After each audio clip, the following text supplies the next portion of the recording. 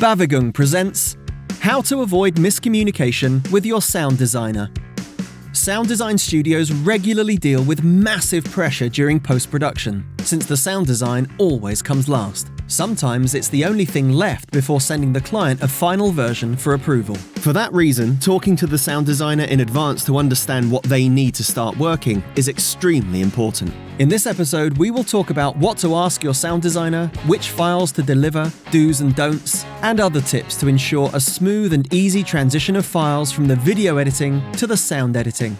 Before we continue, don't forget to click the like button and subscribe. Ask what kind of files and formats the sound designer needs.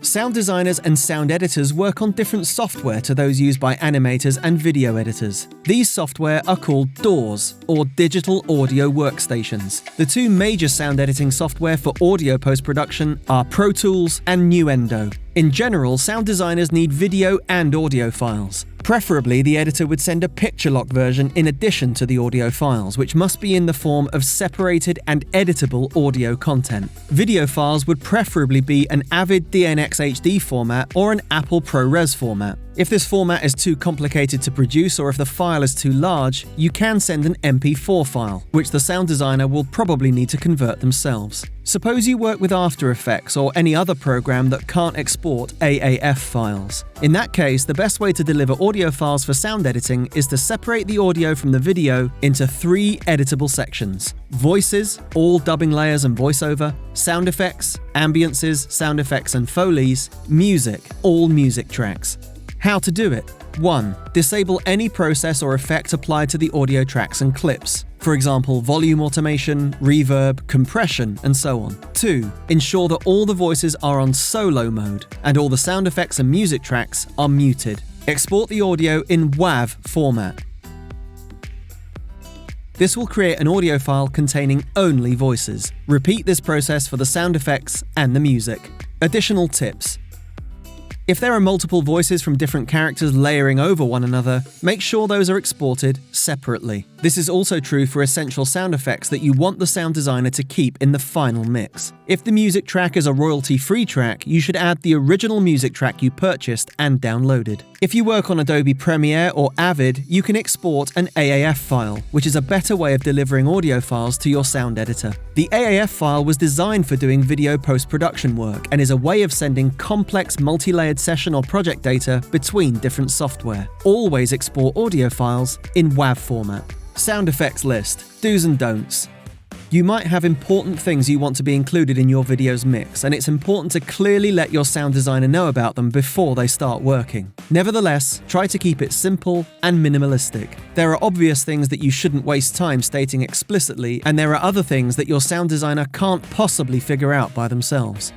Don't micromanage. If they're experienced, your sound designer will add sound to almost every action that happens in the video. Don't waste your time adding obvious things to the list, like whoosh for the title and chair sound when a chair is moving. Do's. Some tips on what to emphasize are: 1. Be clear about the sound effects to be added that aren't visible.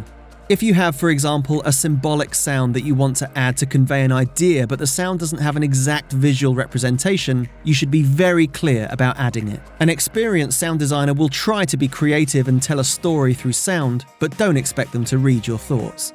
Always add a timecode.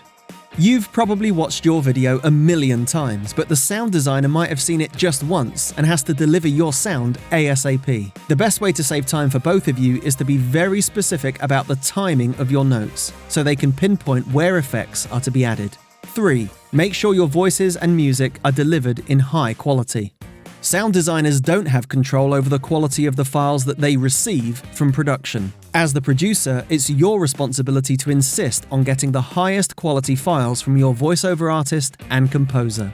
The only acceptable format for audio post-production is WAV, 48 kHz, 24-bit. If you download your music from a royalty-free website, make sure you purchase the track and download the WAV file available. 4. YouTube, Facebook, TV, be specific.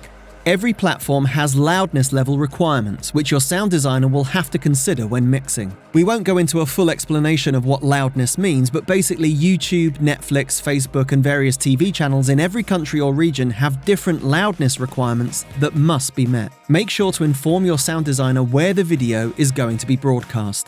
To sum up, by following these few simple steps, you can direct your sound designer well and allow them to focus on providing you with the best mix possible. Ask what kind of files and formats the sound designer needs. Prepare a sound effects list that focuses on the most important parts and highlights the elements that aren't obviously visible. Make sure your voices and music tracks are of high quality. Be specific about the platform on which your video is going to be published and broadcast or streamed. Like this video? Don't forget to click the like button and subscribe.